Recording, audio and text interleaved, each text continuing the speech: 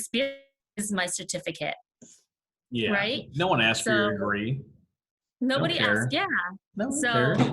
If you can help them, you can yeah, help them. If you can't, you can't. It doesn't matter if you have 10 degrees and you can't help them. If you have nothing and have their answer, they're okay with it. yeah. So, and we've been helping organizations. You'll see when you watch the rest of the video, in 6 and 10 weeks, or even 12 weeks, anywhere from $30,000 to $100,000, $620, $12,000. And so I know that the framework works. Yeah. And we tested it over and over again. And in fact, it's in the video, you'll see that my daughter even tested it when she was a sophomore. And I'm like, if a kid in high school with no money and no budget, that's the best example I can give you, because Yeah. she wasn't a 501c3. She just said, hey, I have this passion to help others. And then did it using my template, and it worked. So that's what I Then was at the thinking. end, do you have to buy the template? It's included as a bonus. I got you. That's nice. Yeah. So, but getting back to the t-shirts, last year, my friend Andy Hobday, he sold t-shirts and he only did $2,500 to like get him started. And then it just like frazzled out and burnt out. So $0 to get started. No. I'm sorry. It was $0 to get started, but $2,500 is what he made from the t-shirts. Oh, okay. Yeah. Okay. Yeah. I was like, whoa, no. Yeah. No. I mean, he paid money into getting started with Russell Brunson, but then later dropped out like 3 months into it because it's expensive. You know, you have to have $1,900 discretionary income every month to be in his program. Now, the only reason I dropped out of it is he raised the price to $32,000, and I just couldn't justify spending $32,000 when I already have everything set up and I haven't done anything with it. Yeah. And that's why I haven't bought those things yet, because I know how much bandwidth I currently have, and I would buy it and not do it. And I'm not interested in spending that money when I know I'm not going to do it right now. You know what I mean? Sure. Well, next year it'll be open again. It just is only open at Funnel Hacking Live to join his inner circles. But for me, it wasn't the right step because I already learned what I needed to learn and just implement. And it's been working. Like now I've got the perfect webinar down pat. I've got the funnels, all my funnels, book funnel, webinar funnel, event funnel. I have another book that I wrote, this one, My Favorite Quotes for Entrepreneurs, that has a book funnel, also leads to a course. That was year 1. And Russell actually put his name on this book. So that was kind of cool. Nice. Yeah. So that was all part of being, I said, okay, that was what my $25,000 paid for, was his name, but that's okay. It's cool. And it's exciting. So, but yeah, let's get started if you're ready. What are we getting started with? Do you want to start the podcast, or what's up? What do you want to do? Oh, was it not on there? Usually my first call is to get to know someone, and the second call is podcast, because I don't really know you. I don't know your methods. I don't know what you do. You don't really know me. This is not a call for that. Okay. All right. Yeah. I'm sorry. Was it not on there? Was it not on the email? Sort of not. You asked me if I just wanted to do it 10 minutes beforehand, before getting started. Oh, that's right. We said something different for you in our chat. Yeah. So I was like, okay, so we'll do the first 10 minutes of doing, getting to know each other, and then So then we got to figure out what we're going to talk about. Okay. All right. So like I sat down with Patrick Kirby last night, we wrote out the quick things that we were going to talk about and stories of how to do that. So my audience is startup nonprofits. It's idea to 5 years is the focus. So then what about, because all you do is fundraising, that's your jam, right? Fundraising? Yeah, I mean, like I said, my husband and I own a construction company. We do over $1 million a year in our construction company. So that is I don't mess around with that work. I do that one first, and then I can dabble with Fundraising Secrets. So, but yeah, so that's my jam, talking about fundraising and helping nonprofits to be able to fundraise. But I won't talk about the construction company. I'll just talk about the Fundraising Secrets. Well, I hope so. No, it's like, okay, well, how do you make money? No, I'm just saying, like, people will ask me all the time, well, how do you make money? And, and I'm just like, well, I've got this, and that. Like, so. Yeah. through the courses, through the live events, through training. People hire me to speak. So I've got like 3 speaking events coming up. I have some different contracts the way that we work them. Some are I could pay to be on stage, but I get to keep everything that I make and give them a percentage of the sales. I can split it, which is 80-20, or 80. I keep 80 and they keep 20 of my sales selling from stage. Or I just pay a flat rate and then keep everything. So there's a couple different ways that I've been doing the speak and sell from stage. But I've just been having my own events because I think we're profitable that way. Mm-hmm. And even though it's more stress because you're trying to fill the seats, fill the room. But I like to have low tech, high check kind of thing. So not a lot of technology. It's like name badges and all those extra frills. Definitely just breakfast, lunch, and if they sign up for my VIP, they get to have dinner with me, be a guest on my podcast. I have 10,000 people that listen to Fundraising Secrets. I'm writing another book called Fundraising Secrets Nonprofit Success Stories. So they'll get a chance to write a chapter in that book. And I feel like something like that could just keep going on and on and on, because there'll be so many nonprofits to be able to tell their story. So now that I've written 2 books and have that under my belt, I know how to do it. I can teach it. I can do it myself and just continue to self-publish it. So that's kind of cool to have that skill and talent. So kind of neat. So what areas do you think would be most impactful for new nonprofits? So new nonprofits really have to. I'm just looking for categories. I'm still framing this out with you. Sure, this isn't like the podcast, like this, and this, and I'll write it down and we'll get it and we'll get started, and then you'll dive into your stuff. Yeah. So I think that new nonprofits really, they don't have a budget when they start. And they really should have a budget for like marketing and mentorship. And there are mentors that you pay for, and there's also mentors that you get for free. And they all have a different talent of what they're going to mentor you on. Also education. So new nonprofits, they don't have a well-defined support system for training and education.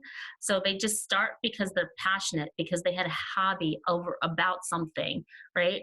But they're not usually all in. They're not usually, they've got one foot on the dock and one on the boat, right? So they decide, and they're just dabblers. And because when they reach me and they talk to me, they're like, we don't have the money to do that because, or they're struggling to pay even $50. I had lunch with a nonprofit the other day. They've been around for 21 years. She has $60 in her bank account and a board that actually is very inactive. And they send seeds to Kenya and Tanzania and all across the United States. They ship it out of Colorado. And it's interesting when she said that to me, because I was like, because I said, there's a place like this in Colorado. And then when I read the postcard, I'm like, oh, the place in Colorado. She's like, oh, you know that? And I was like, yes. I said, I've actually been there. I said, my daughter and I and my husband, when we just went on an adventure, we just happened to have tripped on it. So I was like, it was like on a rooftop. I said, we should go check this rooftop thing out. And, in Colorado, they're into that urban, Boulder, Colorado, Denver, they're into that retro millennial lifestyle type of thing, right? Urban style. And so I was like, let's go check it out. But I feel like a framework, structure, all those kinds of things are what new nonprofits are struggling with. And I feel like even the older ones are, struggling with that. Sort of like even their identity. They get, I have this one nonprofit that has come to my events, and he has like 2 nonprofits and wanted to start a third one. And I said to him, your third one is not going to be a nonprofit. Your third one is going to be a profit business. I said, you have way too many that like you're passionate and that you care about. And one is about like saving your streets, and the other is an after-school program for kids, feeding them, when they get off in a inner city youth area. And so I was like, oh, that's fine and everything, but you're burnt out. Like you can't do everything. And so now he started consulting. I think that what you're doing, consulting nonprofits. Yeah, I'm offering some methodology and some how-to, and I'm offering the podcast. And then if they want to have a further relationship and be consulting, my next appointment today is working with someone talking about a paid mastermind, and you actually get nonprofits in there talking about the things they do with each other. Because if you know as well as I do, they don't want to talk to each other and ask questions. No, Somehow they don't want to collaborate. questions They are don't. like bad things because you don't know something. No one has ever been like called stupid for asking real questions. Like, hey, I'm not familiar. How do I do this?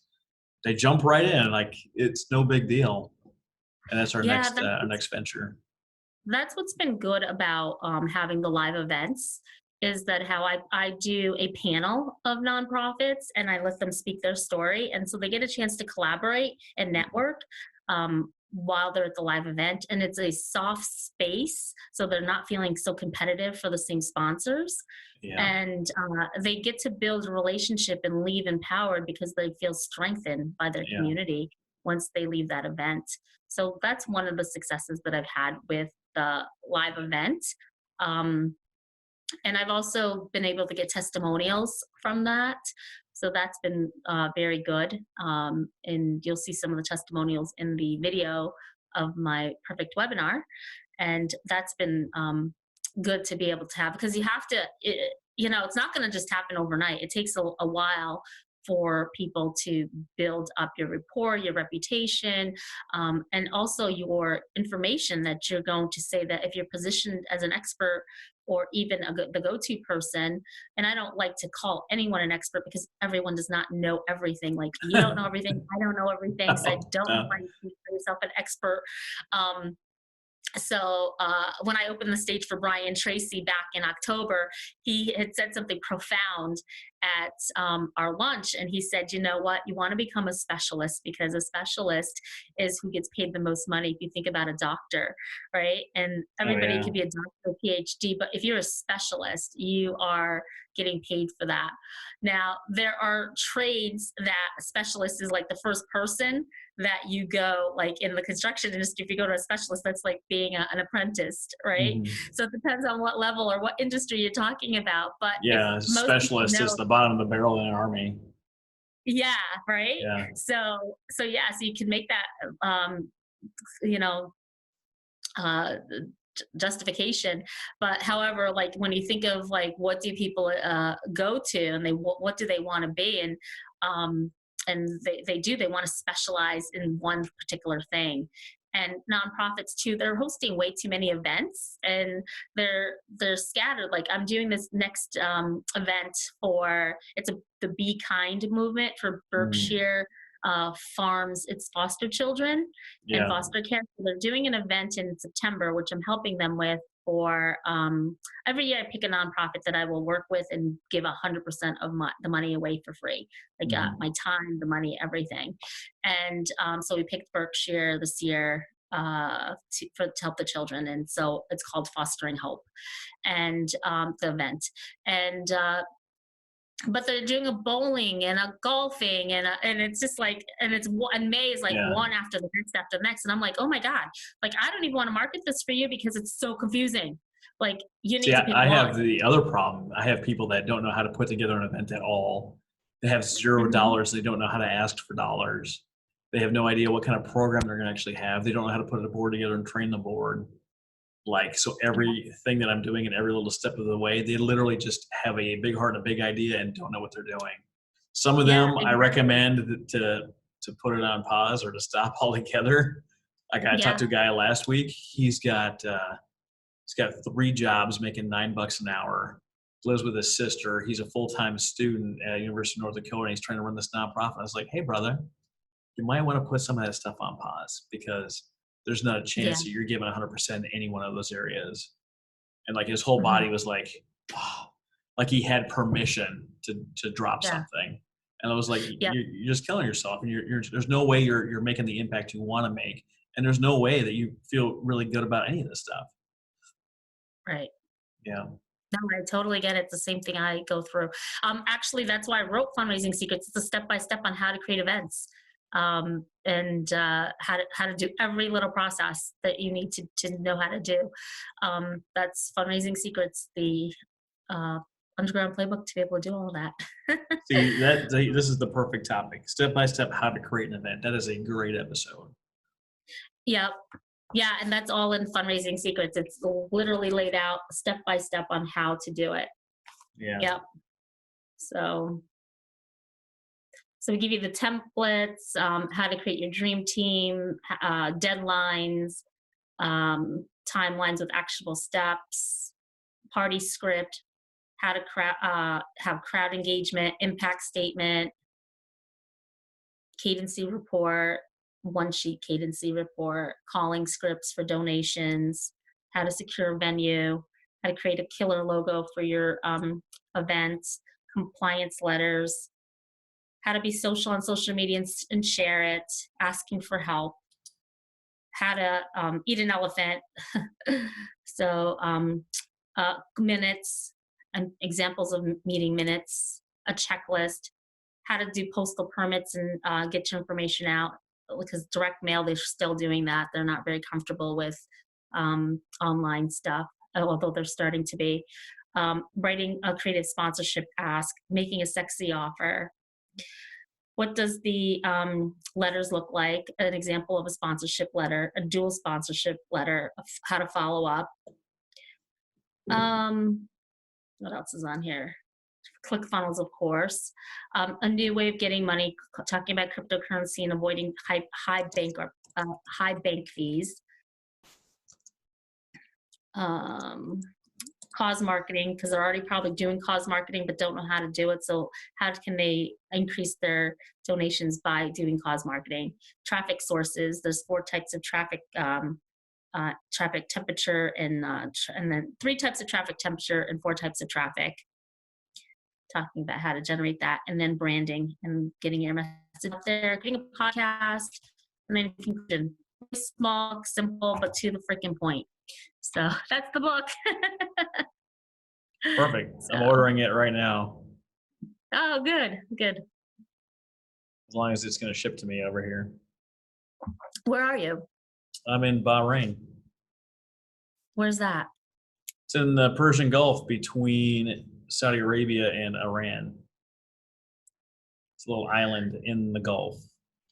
Oh, pretty. You're the first one to come up with that as the answer. Is pretty. Island Gulf. I'm thinking that's pretty. Usually people just cringe. Like, oh, you're in the Persian Gulf. Are you okay?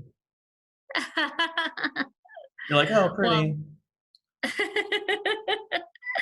Well, maybe I've traveled, so I don't know. I'm not afraid. I'm not afraid like most people are of traveling. And I found that taking this 1-year tour over here has done more for me than any amount of education could have ever done. Yeah, absolutely. Why'd you get started in podcasting? Why podcasting is the venue? Why did you start podcasting? Is that to just build your voice, or because I know you said in the Facebook groups and you're looking to build your platform and stuff, but like you could build a platform with YouTube, you could build it on Instagram, you decided to do it with podcasting, or you could do it with blog. This is my preferred interaction. I prefer the one-on-one. That is my favorite of everything I do, whether it's lunch, dinner, meeting, whatever the thing is. One-on-one is where I'm very successful. If I sit here with just the camera, I'm just not very good. Because I really build off the energy of the people that I'm interacting with. You like the interview style podcasting. So I don't like the interview. I mean, I do it, but I don't really like it because it's I'm always like, oh, somebody else's time. I got to get this in, that in, and then you've got to like do all this other stuff to it. I'm like, I don't like it. So who do you upload yours through? I don't do anything. I have a back end team that does everything. Okay, so see, I take care of all of mine. I just do it all. So I don't have the time. I work 12+ hour days out here. Plus, if anything like Iran's being a dick like they were in January, I canceled 15 interviews because I was at work for 15 hours a day, 7 days a week. Like I worked over 100 hours for a day for 2 straight weeks, and potential wartime. Like I didn't have the time. Uh-huh. This is all Right. with the Navy? Yeah. Yeah. So wow, you're going, that's like extreme. Going from Navy to doing podcasting to helping nonprofits. It's all serving. There's no difference. Yeah. Yeah, I understand, but it's just like tiling and going to fundraising. It's just too extreme different. It's very different. I don't know. So, I grew, this is and it's move still serving. 49. I grew up in, went to 12 schools, 6 states, 5 foster homes. Both my mom and my sister tried to kill me. I went to jail all before I graduated high school. Like I should be in a gutter. Like the only reason I should have needles in my arm. I should have like 12 kids. I should be a Mhm. giant piece of shit. I don't mean to laugh. The only, don't worry about it. Um, the only reason I'm here is because there was always someone along the way that was willing to help our family, right? Mhm. Either it was my grandma taking us in, or the guardian ad litem, or someone would help us with groceries, or there was always someone or some group or some organization to help. And now that I'm in a place where I'm not fighting for every breath of air and knowing where I'm, what food I'm going to eat or where I'm going to live, then I feel like I should be giving back. Yeah, I can resonate with that. I can resonate with that. I ran away from home too. And when I mentioned Berkshire, the foster care, that one's going to be really hard for me because when I ran away from home in seventh grade, um, uh, the judge made me go into foster care. And so it's my end of seventh grade and eighth grade. So I lost all my friends in middle school. And when I came back in ninth grade, like they didn't, not necessarily recognize me, but were like leery of me. And so I actually named it Hope, Fostering Hope, because they were like, I was like fostering love, fostering that's like, I'm not even part of the campaign. I got invited to be part of it because I'm so fundraising. And I said, "Oh God!" And I told my friend Melissa, who helps me with this stuff, and she's the one that is doing it because she has an advertising agency as well, and and I said to her, "Hey, I have to tell you something," and she goes, "You never shared that with me for the past 7 years." And I go, "Yeah, something I don't really talk about because it really hurt my parents, and I don't want to do that." I said, "It's just not the right time." And I said, "But this particular campaign would probably be something that would really string that heart, like pull on that heartstring for me, because I did use that system, um, and." I remember not having any friends and like having to start over and trying to fit in and how painful that is.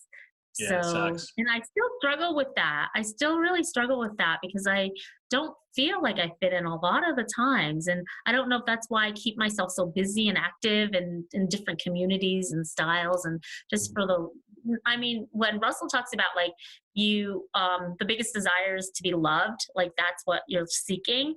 And for me, I'm like, okay, well, like my husband loves me. We've been together for 27, 8 years, It's married. acceptance. Yeah. Well, Acceptance. You yeah, want to but be okay. then You want other people to be okay with you because you're not sure if you're okay with you. That's the way I feel. yeah, I don't know. I do have like even the other day I was doing this the thing that you're watching. I'm like, why am I doing this? Like, am I supposed to be doing this? Like, I question myself all the time. I'll do all this work into it, get it all loaded, launched, and I'm like, am I good enough to do this? Like, do people really want this? Am I solving a problem?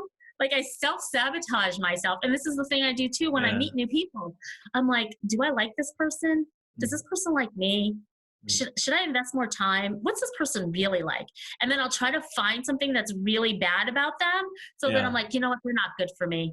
And I'll do that. I do that all the time. And it's all because I've been so disappointed and so burnt. And it's like, that's been like my trust factor. And You I'll want try to figure to out like, this you want isn't to know going a to work secret? out. Mm. There's a group called Baby Bathwater Works, and it's 20 grand a year. It's these CEOs that go on these retreats, and I have a buddy that goes, and he was like, he's a very confident, he's very comfortable in his skin. He just is, right? All these CEOs of major corporations, they're doing billions of dollars a year, right? They're coming up and they're talking to him, and they're in awe of him and how he is because he's just so okay with himself. All of them, all of these CEOs have imposter syndrome. All of them. They don't know how they got Yeah. there. They just focused on the one thing, and they keep pounding that one thing. And before you knew it, they look around. They were like, "Oh shit, I'm the guy now. Now what? I shouldn't be here. What did I do to become this guy?" Right? And Mm-hmm. there's nothing wrong with feeling that way. There's a problem Yeah. staying that way, but there's not a problem feeling that way. Yeah, no, I pushed through every day. I said, so the next thing that Russell said was, okay, now once you launch the perfect webinar, you have to do it every single week. Every single week, do it. So that's what I've been doing. So this week I did it twice. Next week I'll probably try to do it twice. But every single week I am going to be doing the perfect webinar and seeing who I can get out there. And then when I find the one, I think the one I just did came out pretty good. I don't rewatch them. And then boost it. The one I did Tuesday, I had over 555 people Nice. organically. Yeah. Yeah. So by the end of the day, I had over 800. That was all organic. And so I said, you know what? If I can, there was some problems with the slides still on that one, which is fine because I don't want to have to be perfect, whatever. But now I know to do it again and just keep doing it because I go, okay, well, should I give up? And I'm like, it was only your third time. Like, what the frig are you thinking? So yeah, I'm like, okay, it was only my third time because people say, hey, have you made any money on it? And I'm like, or has anybody purchased? And I'm like, no, because I don't know why. Like, am I delivering what the market wants? I mean, Did they click through? You track the click throughs? How far did they make it? on anywhere's from I don't know, 3 seconds to 7 seconds to like I can go back. I didn't look at the analytics on it. No, not your watch Facebook. rate. Like on your offer. How many people clicked and how far did they get through the layers? Oh, you know what? I saw that on back end of ClickFunnels. I didn't pay attention to it because I did it back to back. I can check it. Well, I'll check it later. But yeah, it wasn't high. There was only maybe 3%. If you want, I can click through and see if the links work. What do you mean? Like there's a chance that whatever link is broken in there, they weren't able to make through. And you didn't get any simple because there's something that's jammed up in there. Yeah, you can check it if you want. But yeah, the link is in the comments of that, but it should all work. It should, yeah. I went through, I got to like episode 10 or something, and I went to click some of the links that I had done, and my links were all broken, all of them. Mm-hmm. Yeah. Yeah, that could happen. I don't think that's the problem with this one though. Yeah, you got a one pager. Yeah, that goes just to the sales page. But after that, you go to that, and then there's my upsells after that. There's 3 pages after that. So you get the program. So no one's made it through the first page. Right. I got you. Yeah. I have another page. It's a nice page, though. I like it. Thank you. This funnel is 15 pages big. So seems like a lot. Is that a lot? No, because once I do the webinar replay, I'm going to stick it in there. I'm just looking to get the right webinar replay. Like this is the 3rd time that I did it. So the 4th or 5th time, Russell says I have to do it 100 times before I know exactly how to do it. So yeah, I don't blame you. We have this thing called do what Russell says. So the first time that I did it, I did not do what Russell says because I didn't have enough stack closes, and now I do. So but it could be in my and then my other coach is at Jim Edwards, and he says it could be in my hook. So to do that. So this goes right to the purchase page. Yeah. And I mean, it could go back a page, but this is like, I tell them to go now and join, like in the webinar it says join now, right? So they need to go to the join now page, not looking at this screen. The one thing I would like to see bigger is this photo of you in your stack. Like you can't see it. You can see that that's you, but I mean, you really can't see this stuff. If it was big up here, massive up here, I would be more excited personally. I also don't know everything. Yeah. You're going to hang up and be like, man, Travis doesn't know what the hell he's talking about. Definitely not going to do that. But like this Fundraising Secrets is tiny up here, right? And then your picture down here with your stack is tiny. Like I can't tell what it is personally. Yeah. Again, I don't know everything either. Yeah, it's a template. So the way that that's all set up is a template. It's the same exact template that everybody uses. So I mean, I could have had it more professionally designed, that stack, so you could see it better. But the space sizing won't change because that's the only amount of space I got to use on it. Yeah. So the pixel frame, I guess you'd call it. So yeah. But cool. Yeah, so that Berkshire is gonna probably be an emotional one for me. I don't even know. Have you practiced that story out loud? No, I've never. Actually, you're probably one of the only people I've like Melissa. I told we have a mastermind. I mentioned it in there. You're probably the third person I mean, of course, my husband, of course, but you're probably the third person I've ever told that. Yeah, I'm not ready to share that story. So when I went to share my story for the first time, I was like, oh, I have so much to talk about and this and that. How can I possibly jam it into 20 minutes? And I got to like minute 7, and I talked about my mom trying to smother me and my sister trying to stab me.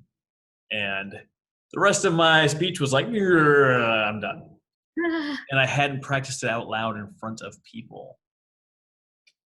And I've said it a lot more out loud, at least in these interviews, not to a big group. I'm going to say it. I've got a public speaking gig in Mesa, Arizona here in 2 weeks. I'm going to zoom in and talk because I was a foster kid. It's Foster 360, run by Candace Leozu, who actually is my next call to talk about some other stuff. But I didn't practice it out loud to a group of people. So the first time I said it out loud, it killed me.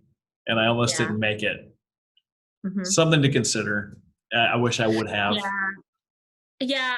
When I talk about when my backstory with how I started with the nonprofit stuff, when the doctor told me to abort my baby, that was really raw for me. And I literally almost started to cry and lose it all when I was opening for in California, when I was opening for Brian Tracy. I like choked up and my mind went blank. I was like, okay, fuck, what do I talk about now? Because I was trying to pull myself through it, and it was so raw. And it was good because it wasn't canned, and got the audience to engage more and to open up and got more heads bobbing and stuff. So I was able to connect with more people because of being authentic. But yeah, I probably will talk about that story. I'll talk about that story. That's what everybody says. It's so funny. I've had my cough for the past 6 months. And so, and now I'm on an inhaler because it just does not go away. Yeah. So, and so through my webinars, I'm trying not to hack. So the very first couple are I'm hacking through it. But I don't want to talk about that story right now because I don't want to bring it up because of my parents right now. That would really hurt them. And I'm just saying that. No. For me, I know that eventually I'll probably mention something. And I know too, kids that I went to school with, they're on my Facebook, and 3 or 4 of them. And I'm my dirty secret, but that's what keeps the pain, is by not sharing it. And I know this through hundreds of interviews with veterans and first responders and the things that they go through and the things that I've gone through and things with my story. By holding on to it and not sharing it, that's what's causing the pain. Because once you finally share it to a group, I'm writing, I need to do this. I'm writing a foreword for a book for a gal. She had one of these conversations with me, and her first thing is I want to start a nonprofit. And I said, no, you don't. And she's like, what? It was you have a group of people that you really, really, really want to help, and you think currently the best way is by starting a nonprofit. She's like, yeah. And we started talking, By the end of Yeah. 2 hours, she was bawling, and she had told me the time she got gang raped by 10 black guys Oh, 25 years ago. She hasn't slept more than 3 hours in 25 years. And we had one conversation, and she's now up to 7 hours of sleep. She just told her parents finally. She hadn't told her parents. She hadn't told all these people. And now she's an author, and I got to write the forward because she asked me. But she's going on podcast circuits and sharing her story. We did with books by vets. The book I was in, the second book we did was Resilient Warriors, and it was 22 female veterans, and they're horrific stories. But all of the ladies that have done it, even the ones that were still active duty and have been selling and promoting it, they are so happy the story is out of them and is causing other people to share their stories and get rid of their pain. Again, you don't know me that well, and you're a grown-ass lady, and you'll do it or you won't do it, but holding onto that cactus. Like I said, I've told a handful of people. However, it's not like even just me talking. My daughter's 19. Like I never talked about like her being like fighting for her life and her birth, and my mother-in-law is the one that would always like remind me, like, do you remember that? And I'm like, how do I remember it? Like I lived through the pain of it. Yeah. And so now I'm like, okay, so now like you don't show them like your scars. You just you don't show them your wounds. You just show the scars. And that's something very profound. You just show the scars. You can talk about the scars, but you don't have to go into every detail of it.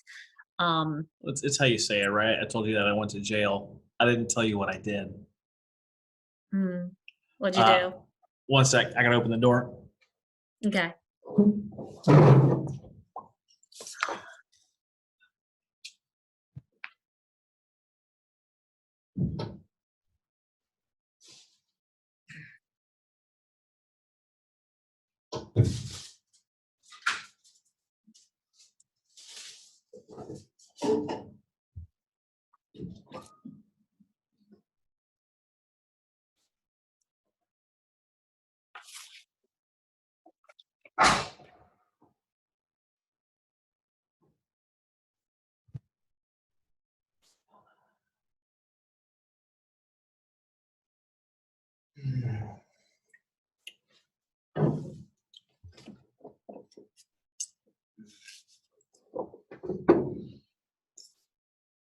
So I think we should go ahead and get started, and I would love to hear cool. the step-by-step on how to create an event and any other stories you want to weave into that, questions you want to talk about. I've got a little bit of event experience, nowhere near your event experience, but yeah. Sounds good. I'll have to give a backstory so that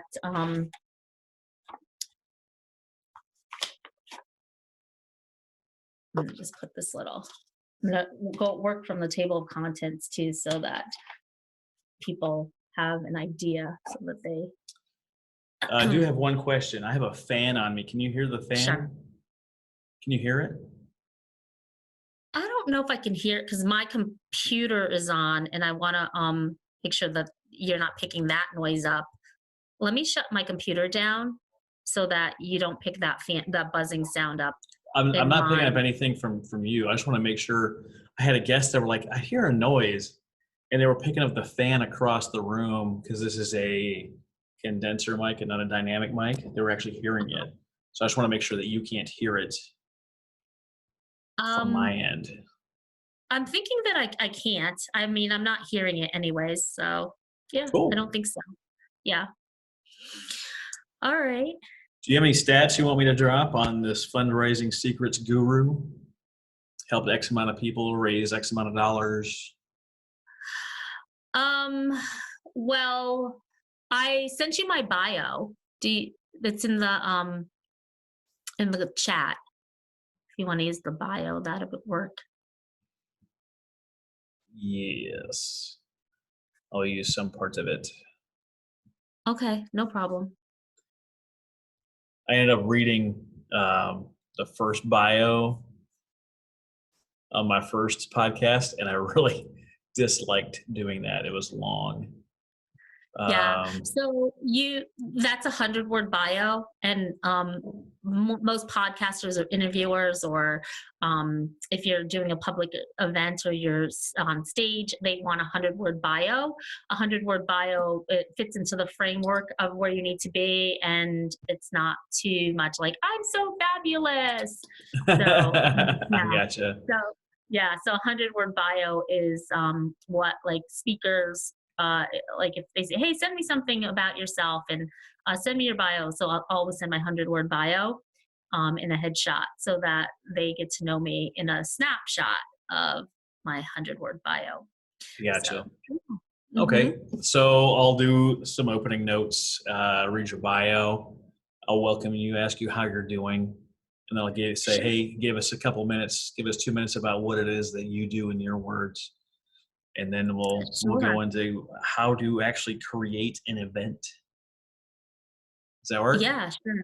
Yeah. And I'll have to give a backstory because they're going to want to know how I'm qualified to do that. Yeah. So, No, that's perfectly fine. Yeah, no big deal. okay, cool. All right. You got it. Cool. Hey, welcome. I'm Travis Johnson, the nonprofit architect, helping you build a stronger nonprofit. I'm here today with Maya McNulty, who is an award-winning cable lifestyle program host. It has aired for 7 years, reaching 2 million households, and is seen in more than 19 countries throughout the New York counties,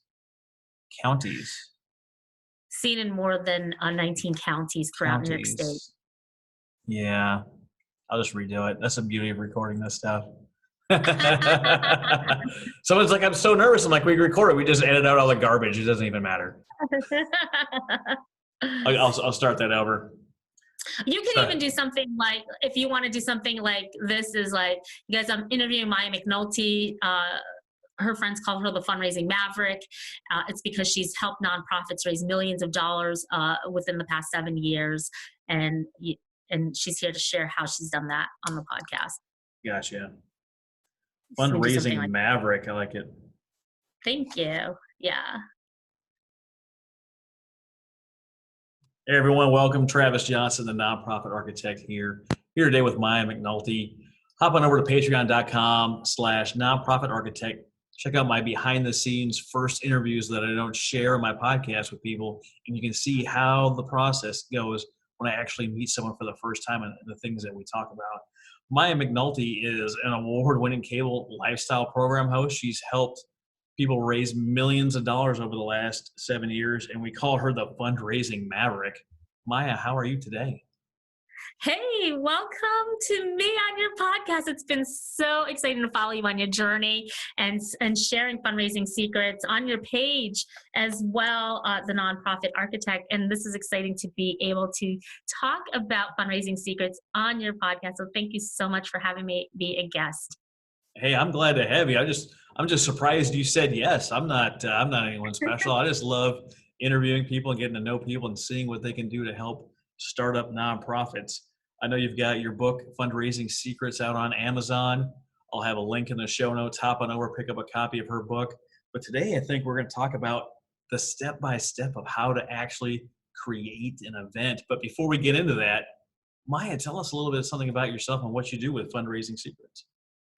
Well, thank you. I want to share a little backstory with people because your audience doesn't know me, and I'd like for them to get to know me a little better. And so I am a podcaster as well. My podcast is called Fundraising Secrets, and before that, I wrote a book called My Favorite Quotes for Entrepreneurs: An Interactive Guide to Inspiration and Empowerment.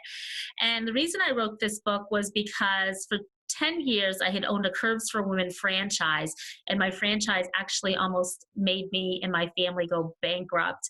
And the business model had failed. And so in that book, My Favorite Quotes for Entrepreneurs, that has 7 principal business exercises and then a 30-day journal to keep you inspired and empowered, because those days were dark for me. And I actually started to go into depression and anxiety. I took some time off to reinvent myself. And it brought me back to figuring out what I wanted to be and who was Maya creating to be. And prior to this, writing Fundraising Secrets and getting the podcast Fundraising Secrets going and all the other things that go with Fundraising Secrets, when I was pregnant with my daughter back in springtime of 2000, I was going just for a normal checkup with the doctor, and my husband was sitting on the chair. I was laying on the bed, and I was having complications, not knowing that they were so horrific, these complications.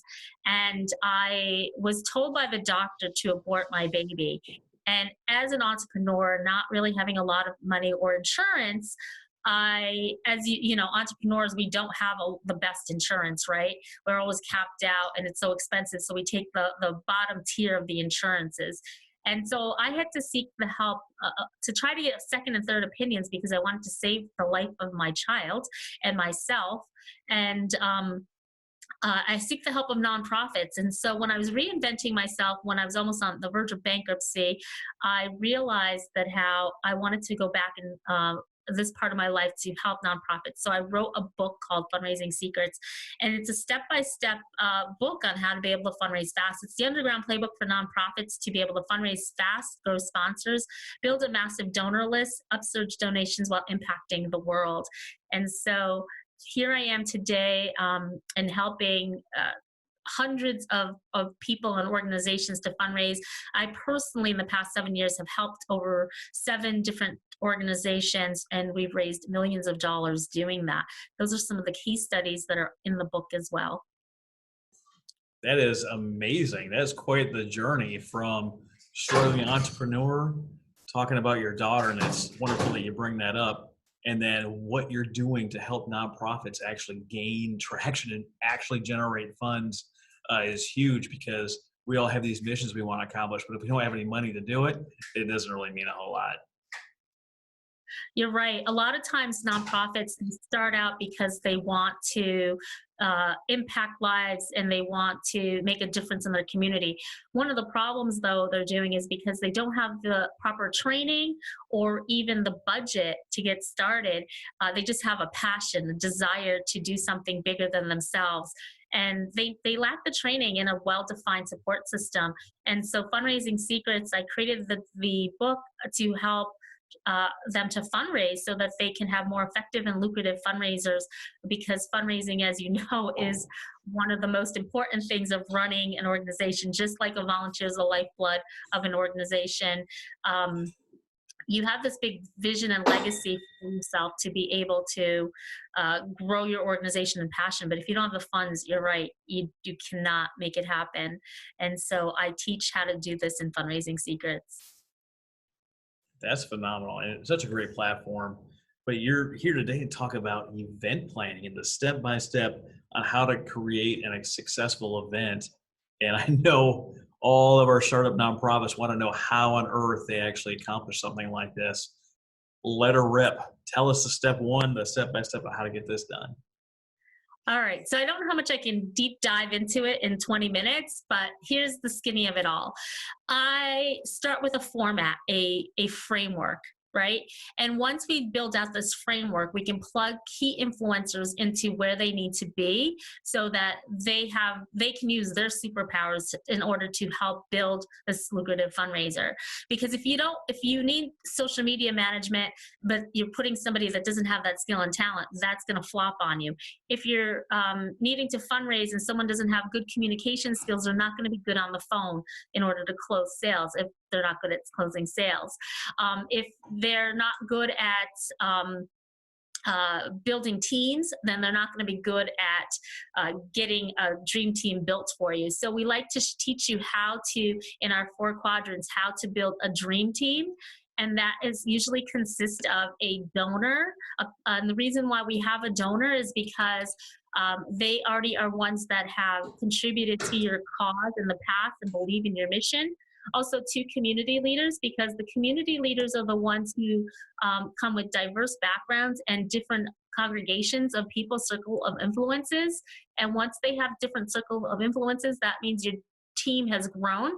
We also like to have in your steering committee, a person that's in charge of either marketing or the executive director, or someone in your organization, because if we have to write a check to a venue, We want to make sure that we have that availability and we don't have to go back and forth to the board members. We also like to invite a board member to be on our dream team, because then we don't have to regurgitate exactly what is it that we're doing. So we have somebody in each department to help us for accountability and to make sure that everything stays on track. Once we form our dream team, excuse me, we form out a value ladder. A value ladder helps to position us exactly to the next stage of where we're going to find our fundraising dollars and who's in charge of those fundraising dollars. So just like a for-profit business, let me walk it through for you so you can understand how this works. A for-profit business, we'll talk about a dentist, for example. A dentist will send you a lead magnet that you might notice on a Facebook or in a newspaper, or in some type of an ad, maybe on TV. A lead magnet is a lead to come into their organization. And once they take advantage of that lead, such as a free teeth cleaning or an x-ray, when you take advantage of that, you go into the dentist, they do the free teeth cleaning and x-ray, but then they discover that you have a cavity. And then of course you're gonna get that cavity filled. So now their cost of earning you is actually probably zero, but now they're gonna start making their dollars on the fill in the cavity. Mm-hmm. After they've cleaned your teeth and they've sealed your cavity, they're going to discover that you have perhaps yellow teeth. And certainly after you've cleaned your teeth, you don't want to be walking out of the dentist.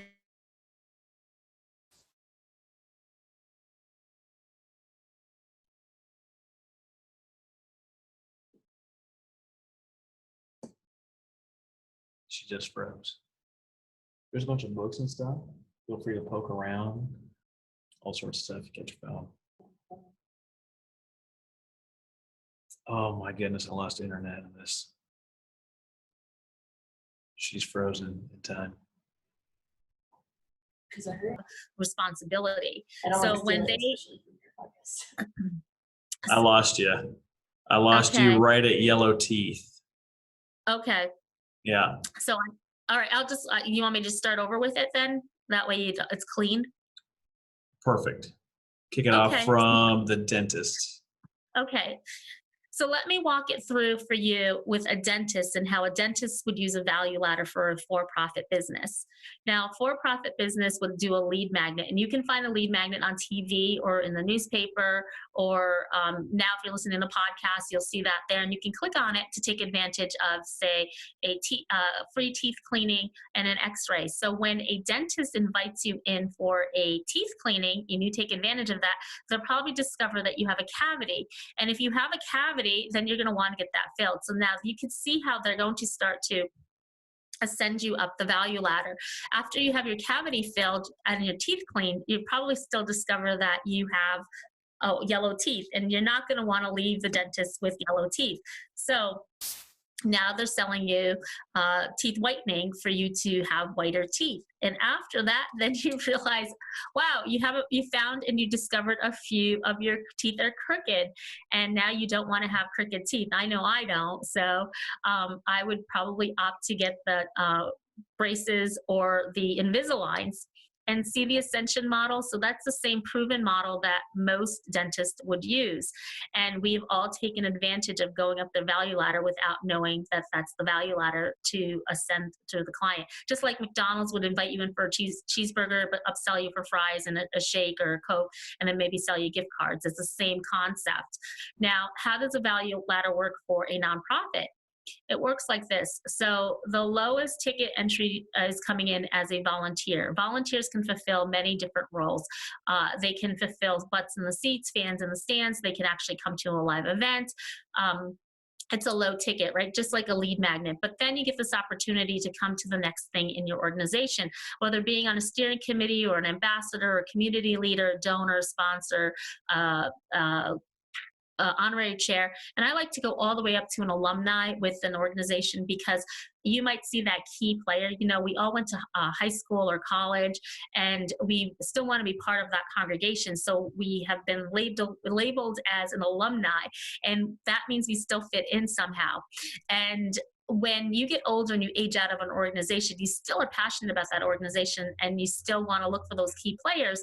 However, maybe you don't want to be a community leader and look for all that fundraising, but they could probably see somebody, and they just rinse and repeat the whole process of volunteer and then going up the value ladder for steering committee, ambassador, community leader. So it just rinses and repeats the whole thing. Now, the most important part of all that is not necessarily the dream team or even the value ladder, although they're essential. It's also building out a timeline. A timeline for an event is the most crucial, because not only does it give you dates and deadlines and actionable steps, and they're hard deadlines so that you can stay on track and you can be able to fulfill the time that you need to have everything done. So timeline is really important. And the timeline also gauges everyone else who's involved in the organization for the one particular thing, the one fundraiser, not 10 different ones, but the one, only one that you're working on. It gives actionable steps so that they can feel accomplished and that they can get the task done on time. I know our pre-interview, we were talking about the problem with some people doing too many fundraisers, too many events. And I definitely understand that. I've seen it where they do one a year, which maybe not enough. I've seen people that do 10 a year. In your experience, what's kind of the sweet spot that you're looking to do fundraisers throughout a year? Like 2 or 3? What do you think? I feel that to do them effectively, and the way that we teach you in Fundraising Secrets Mastery, is to do at least 2. One is a signature one, and one is just to keep the ball rolling, to let people know that you're out there, that you haven't died, right? Because nonprofits, there's so many of you, then some of you will go out of business. But if you just, first quarter, maybe try to do something between the first 6 months and the second 6 months, do something. I would say no more than 2, but make them signature. I know someone is trying to do like a bowling event, and then they're trying to do a golf event, and then a gala event, and then a fashion show event. Like, they're trying to do so many different events, and all of them are spreading you way too thin. You're burning out. The leadership isn't there. You're not getting the volunteers. Your donors are dying. Like, you're having all this, and then attitude starts to form with different personality types. And this is a new world too of tech and automation for nonprofits, and there's a better way to do it. And Fundraising Secrets, I give you a well-defined support system by following a step-by-step guide on how to create a lucrative fundraiser. So, and the last step too, as well, after realizing how many events you should have, there's sponsorship. And so, perhaps they're thinking, I can't get rid of that because this is our core thing. And, I do a fundraising audit, and it's a checklist. And so you need to look at programs that have worked and programs that don't. So you need to either eliminate or scale them back, or get them, refurbish them, right? Redo them to a higher scale, really make them signature. And once you have something that's signature, people will start to look forward to that because it was such a great experience and a great event. So sponsorship ask, being creative in your sponsorship ask, is actually one of the 4 quads that I just spoke about. So we have your dream team, building your value ladder, creative timeline, and structure, because structure gives you freedom, and also the sponsorship ask. And now you can create several different sponsorship asks. And the reason I say do 2 events is because you can also create a dual sponsorship ask from your one fundraiser. Whereas if you did one in the springtime, or even between first and second quarter, and then between third and fourth quarter, do your second one, you could actually piggyback off your very first one to say, this is our dual, you also get this, and you get this, right? So you get to do 2 sponsors, you get, for that one sponsorship ask, being creative. And now, when people are using sponsorships, sometimes what they do is they just go to Google and they just get the template off of Google, which is the reason why you're not getting sponsorship dollars. It's the language that you use. Yes, so people are using red, white, and blue, silver, gold, and bronze. It shows a lack of creativity. It doesn't speak to the organization's language. And that is the biggest problem, is the language. And that's why you're not getting the fundraising dollars. You can't relate to it. Like Apple, you can relate to Apple and the products, right? How beautiful they are, and the technology and the sleekness. So what is it, the language that you speak? How does it make you feel emotionally? Oh yeah, you have to maintain consistency in branding, right? This is the nonprofit architect. So the things that I talk about with my clients behind the scenes is building their blueprint, laying their foundation, and then, building and designing that that dream of the future. We use that architecture language and the things that we talk about throughout. All the mailers I do, all the different contacts I have, I use the same branding with my hat, Mm-hmm. my logo, my colors, my structure, all those things. It's consistency that matters. The reason Sure. that there's this discourse in America about chain restaurants, right? But chain restaurants, they have done the thing. They have stripped down to what their core is. They've created this blueprint that they can, manufacture over and over and over again. And let's say you're not a Chili's fan. A Chili's you wouldn't go to on a Tuesday night in your local area, but you're out in some new area. You're out visiting some friends on the coast, and you want something that you know what you're going to get when you order it. And you're like, oh, there's a Chili's right over there. I know exactly what I'm going to get, because you go there and you get the consistency. You get the same ingredient. You get the same appetizers, the same perfect margarita. You get your quesadillas, your fajitas, or wherever you get it, Chili's, but you know Mm-hmm. exactly what you're going to get. And that's what Right. your donors and the people that you talk to and the people that you're looking for, they need to hear that consistency throughout your message, whether it's an email ask or you're going live on video or you're meeting them for lunch. Absolutely. You definitely have to be consistent. You have to be creative. Um, you have to give value. So, when you're writing a creative sponsorship ask, they have to see the value in there. People write checks to people, right? They write checks to the emotional tie that they have. So, for example, we did $100,000 for NAMI, which is the National Alliance on Mental Illness, just this past spring. And how we did that was we spoke the language of NAMI. So wellness, recovery, hope. You could see Mhm. that, right? Impact. And because people could see that, they wrote the checks to that. They could feel that emotion. They can feel what hope is about. They can feel what the impact is. They can feel recovery, right? They could see it. And so that's one of the things, we spoke their language. Now, my daughter is a sophomore in college, and when she was a sophomore in high school, we spoke the language because she played soccer.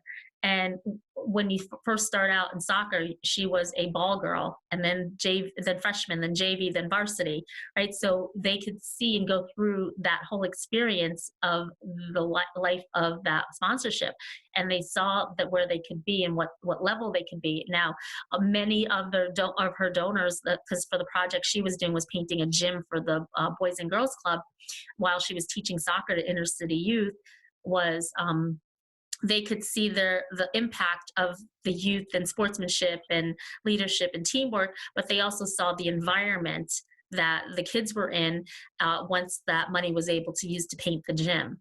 So they Mhm. could see it when the kids were playing soccer, when they were being a ball girl or a JV player, and they all wanted to be a varsity level, right? No one wanted to write a check because they were a ball girl.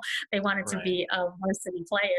So I mean, it's just being strategic and smart. Like, do you want to be a ball girl? Or do you want to be a varsity player, right? Do you want your name as a ball girl on your uh, what do you call the poster, or I'm trying to think of the banner, or do you want to be called a varsity player, right? I So do not want so to be like a ball girl. I want to be varsity.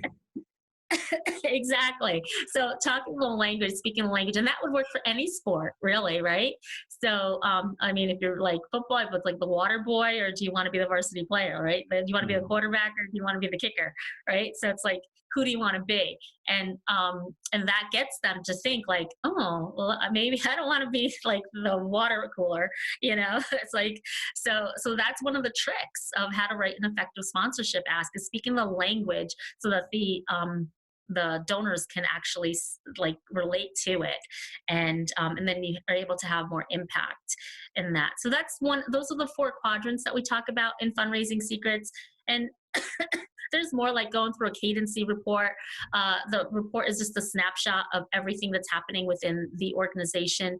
They certainly can follow me on Fundraising Secrets. I do a lot of videos and talk about step by steps, and I break it all down for your audience. So they definitely can follow me on social media, and learn how to do all these different steps. Yeah, so that would be really cool. And they can definitely get the book. I know you're going to drop the link there, so thank you so much for doing that. Well, I But it's a gotta new drop the world. link. I gotta drop the link. It matters, right? What has been the Yeah. most interesting and fun fundraiser that you've been a part of? Well, You know, I love them all because they all have been something different, something for schools, for kids, inner city youth, girls, boys. One of my favorites was working, and my daughter has done them all with me. But Special Olympics, we were able to do a campaign first time event. We created a fashion show for them. I studied fashion merchandising and design in college, and I was able to study in London, Paris, and Rome. And so I wanted to bring that part of my life into it as well. And my daughter's absolutely gorgeous, so she looked great on the runway. Um, but we were able to do $36,000 in 6 weeks, almost $37,000 in 6 weeks. And we tested it again the following year because Special Olympics always wins a 2-year contract to come to do the state games in certain states or areas. And New York won it for 2 years back to back. So we did the show again, and we were able to do $47,000 the second year. And had they continued to do it, it would just increase and increase because the framework is what helps you to do it, to raise the money. And we taught the framework, and then those are case studies in the book as well. And yeah, so the impact of that, almost $70,000, was able to put like about 120, 30 kids on the field, about $900 a pop, I believe. So that helped about over 100 kids to go on the field. So I thought that was really special.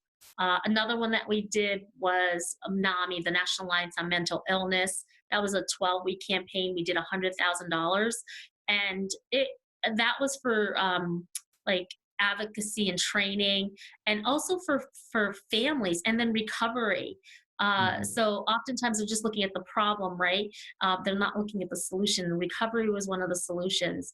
And so this money was able to help families that were going through recovery to make sure that their children or themselves or aunts and uncles, whoever they were looking to help, stay in recovery. So that was part of the funds for that. So that was really important. So they all have something special. And it works for churches, schools, kids organizations, homeless. Right now I'm working on foster care. For another organization. So just testing it in different markets, but they've all been passionate. It would be unfair to have to pick one. Well, fundraisers are different. I've been to one where it was like an 80s throwback theme, and there was people with mullets having a good time. I've been to one where they had the bow tie gala and everyone was dressed up, but they had a dunk tank, and the dunk tank raised like $15,000 that evening. I've heard of one where they did like an adult prom, but because they're all adults, the punch starts out spiked, and they have the really corny photos and all this stuff. So there's just all these different ways to raise money. There's no best way or worst way to do it. But if you're out there listening, find the thing that works for you. When I was in the Shine Foundation, we did concerts. We did one fundraiser a year, and it was concerts.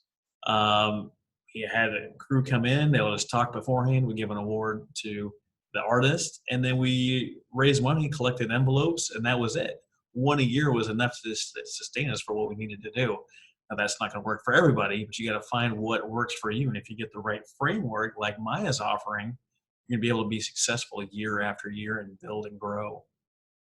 Yeah, I want to add to this as well, Travis, because one of the things too, after you've done all this work, it is really essential to have a meet and greet party so that everyone is on the same page to get to know each other and build a team. I played volleyball in high school, and so I always remember my daughter played soccer. So I always remember just having that camaraderie with your teammates, right? Treating them as a team, and then having a recap party to not only thank your community, but thanking your sponsors and your donors, and keeping them engaged by thinking. So one of the most essential, yeah, we talked about the dream team and building a value ladder, and the timelines and the sponsorship ask, and then all the different themes that we can have. But it's so essential to thank your community. It doesn't matter how well you brand. If you don't thank people and appreciate them and show them how you appreciate them, they're going to forget about you and go to the next guy. So if you have one or two signature events, nurture whoever comes into your ecosystem in your congregation. Treat them well and invite them to come in, have an open house, have an appreciation day, continue to, you don't have to have all these events over and over again, but you do have to just nurture them so that when you do have an ask, so that you're not asking all the time and getting them burnt out from donating checks to you. You like nurture them, build relationships, have them come into your world, and maybe they'll be that community leader or influencer or donor that's going to see that key player to come into your organization, so you don't have to work as hard but smart. And it is a new world of getting donations. And so if you're afraid of tech, if you're afraid of scraping your old list or even building a new list, nurture the list that you have and let that be your light to guide you to the next opportunity. So thank your community. That is probably the most important thing that I will say when it comes to events. Oh, absolutely. My interview with Patrick Kirby, he's another fundraising guru. He's got tons of energy, love him to death. His big thing is if you don't know the name of their dog, you can't ask them for more than $1,000. If the last time you talked to them, you were asking them for money, well, then this contact here, you should be thanking them and not asking for money. Everyone's got their tips, their tricks, and how to maintain donor relations and all the things that are really valuable for building a relationship. But definitely check out Maya McNulty's book on Amazon. What is the best way for people to get a hold of you? I would love if they would follow me on Fundraising Secrets on the either on the podcast, Fundraising Secrets. It's available on all the RSS channels, Apple Podcasts, Stitcher, Spotify, Google. And also go to my page, Fundraising Secrets, on Facebook, and follow me there. I am maxed out on friends naturally. So I'm not taking any friends anymore, unless, somebody makes some room for you. If you're a nonprofit and really want to connect with that, you can definitely send me an inbox there. I'm on LinkedIn. I'm on Twitter. I'm on all the social media pages. Hey, I've even started to venture into TikTok. So we'll have to see. You might catch me there. But definitely at Maya McNulty, and then you could follow me. But I'd love if you'd follow me on Fundraising Secrets on Facebook. Thanks a lot, Maya. Action-packed value episode. Loved having you on. Thank you so much. You got it. Thanks so much, Travis. It was great to meet you and connect with you and sharing a story of Fundraising Secrets on your podcast. I really look forward to hearing it and connecting with your audience. Have a great day, everybody. That's it. That's how we do shows around here. Catch up like any extra noise and stuff. Well, because I hit the mute button when you came in and you were making noise. I might have got one or two little things in there, but it'll be all right. Yeah, not the end of the world. Edit it out. Yeah, I got editors for that. Yeah, we got some dishes in there, but that's all good. That's going to be all right. Yeah. Well, thank you so much for having me. It was really cool. Phone call dropping anyway, so it's not a perfect one. We edit that out too. You mentioned you were going to say to me, you asked me, you didn't ask me why I got arrested or what I went to jail for or something like that. Interview. Oh, me? Yeah. We can do it if you want to. Stick it in there or not. No. Listen, no. You asked me to ask you. You said, hey, I told you I went to jail, but you never asked me why I went to jail. I said I never told you.